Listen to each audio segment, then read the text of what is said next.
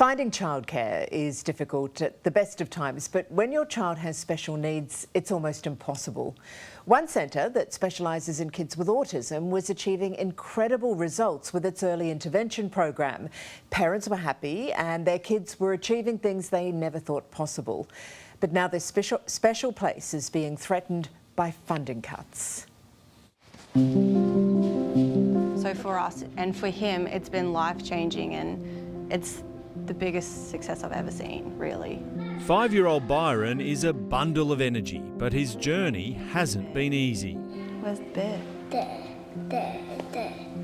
He was diagnosed with autism aged 2, and Mum Nikki says finding a childcare centre that could handle kids like him was almost impossible.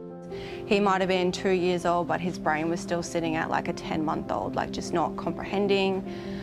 So I'd always get phone calls like to come pick him up.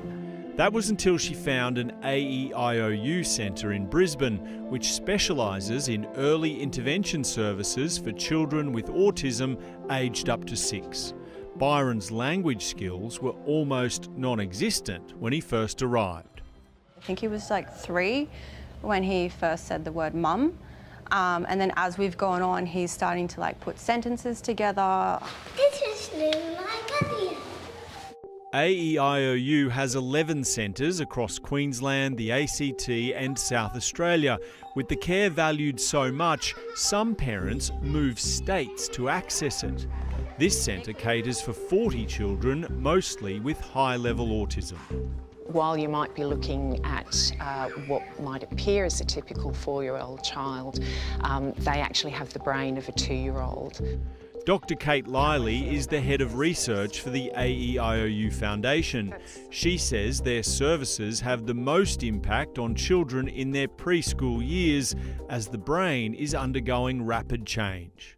If those children don't have access to an intensive early years intervention while we've got access to this precious window, it really does have an impact on their long-term outcomes. AEIOU statistics reveal that up to 75% of children are able to progress to mainstream school after this early intervention. Nikki Lister says the progress with Byron has been incredible. It's been life-changing for us. I never used to be able to leave the house with him. Like, I would just sit at home. Like, if I left the house, I'd have to have someone else with me because he would run away or he just wouldn't cope. The care costs more than $400 per day. $260 of that can be covered by the NDIS, which classes the therapeutic elements as intensive support. But budget pressure at the NDIS is now reducing individuals' funding to be able to afford it. When you've got children who are born with something that they can't control, like, I just think it's unfair that they're the ones getting punished for someone else rotting the system. The NDIS will cost Australian taxpayers $44 billion this year. The government is trying to reduce the annual growth of the scheme, or it risks blowing out to $100 billion a year by the end of the decade.